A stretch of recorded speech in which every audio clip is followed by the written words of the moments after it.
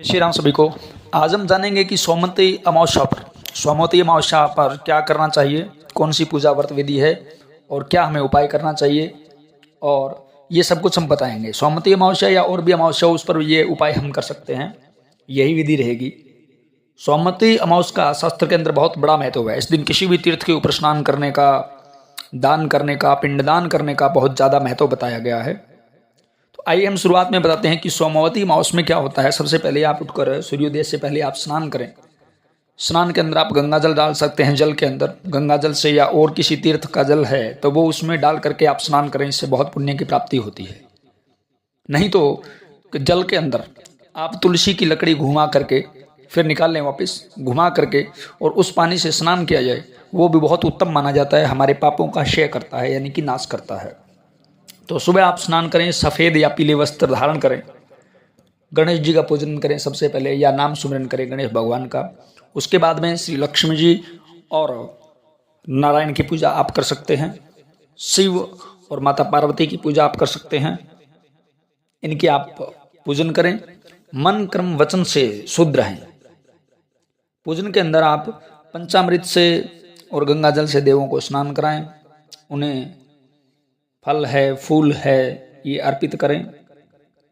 और पीपल को जल अवश्य दे इस दिन, क्योंकि पीपल के अंदर कहा गया है कि पीपल के मूल में इस दिन विष्णु भगवान का निवास होता है, तनय में शिव जी का निवास होता है और अग्रभाग में ब्रह्मा जी का निवास होता है। तो पीपल के अंदर जल आप अवश्य दें। वहाँ तिल के तेल का दीपक करें, नहीं तो सीधे तेल का दीपक आप कर सकते हैं। और पीपल की 1, 5, 11 या 108 परिक्रमा आप करें। कच्चा सूत लपेटें या आप मोली भी पीपल के लपेट सकते हैं। महिलाएं पूजन करती है पीपल का, क्योंकि इससे हमारे पितर है जो आशीर्वाद देते हैं। सोमवती अमावस्या को खीर बना करके या अन्य आपकी श्रद्धा अनुसार भगवान को भोग आप अर्पित करें। पितरों के निमित्त भी अर्पण करें, हवन करें घर में, और भगवान विष्णु के किसी भी मंत्र का आप जाप करें। और हवन के बाद तर्पण अवश्य करें। हवन भी नहीं करवा सकते हैं तो तर्पण अवश्य करें। पीपल का पूजन है, ब्राह्मण भोजन है। इन कार्यों करने से हमारे पितरों की संतुष्टि होती है, तृप्त होते हैं। और शिवलिंग का अभिषेक करने से, कच्चे दूध के अंदर आप शहद मिलाकर भगवान शिव का अभिषेक करते हैं तो ये हमारे दुखों का नाश करता है। भगवान शिव के मंदिर में जाएं, उनका अभिषेक करें, उनको जल अर्पण भी आप कर सकते हैं। और चौमुखा दीपक जो है वो भगवान को लगाएं। घी या तेल का दीपक आप शिव के निमित्त करें। तुलसी जी का पूजन इस दिन होता है। तुलसी का पूजन करें, दीपक लगाएं। और गीता जी का पाठ आप पितरों के निमित्त कर सकते हैं। पहले पाठ का, 7वें पाठ का या 11वां जो अध्याय है, 7वां अध्याय या 11वां अध्याय, किसी में से एक का आप पाठ कर सकते हैं। हनुमान चालीसा का पाठ कर सकते हैं। पहले जैसे आप हनुमान चालीसा का पाठ करें, अपने पितरों को याद करें, हनुमान चालीसा का पाठ करें, उसके बाद में फिर आप गीता जी का पाठ करें। सुंदरकांड का पाठ भी हम इस दिन कर सकते हैं, क्योंकि इससे शनि दोष की निवृत्ति होती है। घर में पूजन करने के बाद में, हवन करने के बाद में, तर्पण करने के बाद में आप गौशाला जाएं, या जो भी आपके नज़दीक में गौएं हैं उनको आप हरा चारा खिलाएं। उनको आप गुड़ दे सकते हैं, हरा चारा दे सकते हैं। आपके नज़दीक गरीब रहते हैं तो उनको आप कुछ ना कुछ दान करें। इससे हमारे पूर्वजों की तृप्ति होती है और हमें महान पुण्य की प्राप्ति होती है। पक्षियों के लिए आप चूर्ण लेकर के जाए, पक्षियों को आप दाना दें। मछलियों को आटे की गोलियां बना करके, हरि नाम का स्मरण करते हुए आटे की गोलियां बनाएं और वो जल में डालें। तीर्थ में जा सकते हैं तो तीर्थ में जाकर आप स्नान करें, वहां पर तर्पण करें, पिंडदान करें। इससे सदगति प्राप्त होती है हमारे पितरों को, और पितृदोष से हमें मुक्ति मिलती है। और उपाय में अगर हम एक और बताएं तो कच्चे दूध में शहद मिलाकर के शिव को जलाएं, चौमुखा दीपक लगाएं, ये हम बता चुके हैं। शाम को पीपल के नीचे तेल का दीपक आप लगाएं। इससे हमारे अशांति है वो दूर होती है, पितृदोष से हम मुक्त होते हैं।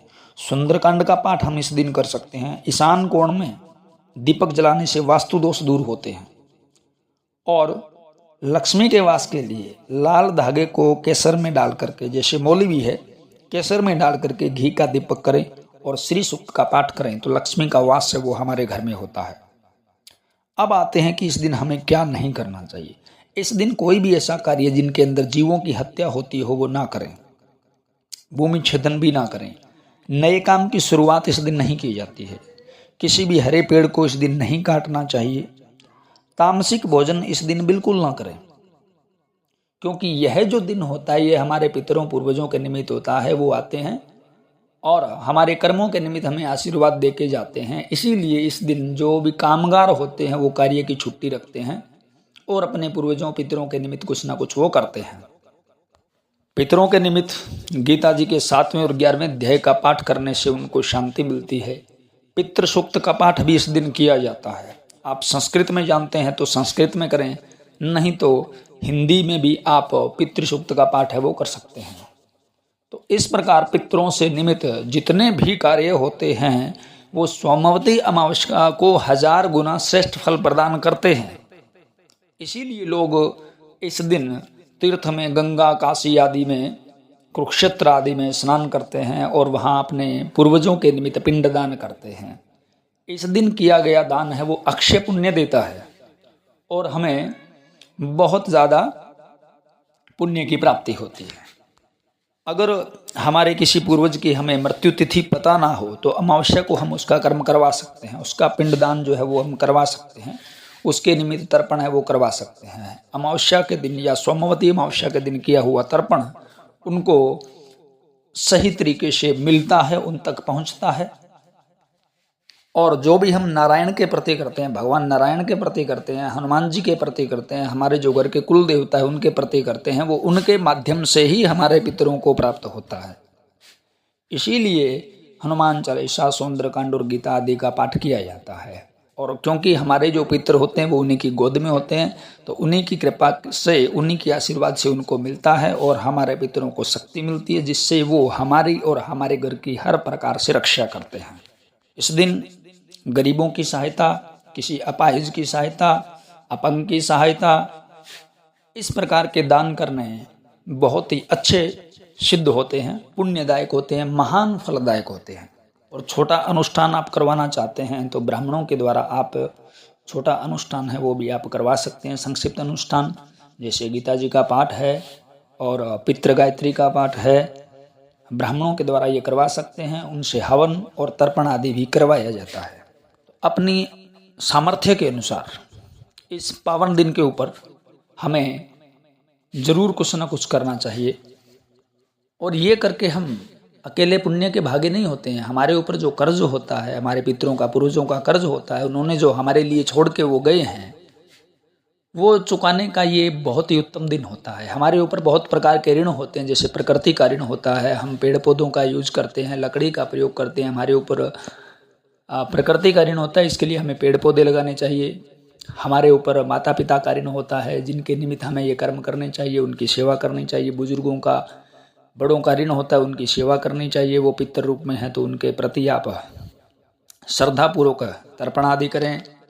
तो हमारे ऊपर जो देव ऋण है, पितृ ऋण है, ऋषि ऋण है, इनसे हम तभी मुक्त हो पाते हैं जब हम इनके लिए कुछ ना कुछ करते हैं। और कुछ आपने पूछना हो तो वो आप कमेंट बॉक्स में पूछ सकते हैं। और पितरों से रिलेटेड जितने भी कर्म हैं वो सब के सब हमारे इस चैनल के ऊपर दिए हुए हैं। आप देख सकते हैं कि किस प्रकार कैसे पितर बनते हैं, उनकी कैसे सदगति होती है, और मृतक कर्म है वो कैसे, कब और क्यों किए जाते हैं, वो सारा वर्णन जो है हमारे चैनल के ऊपर दिया गया है।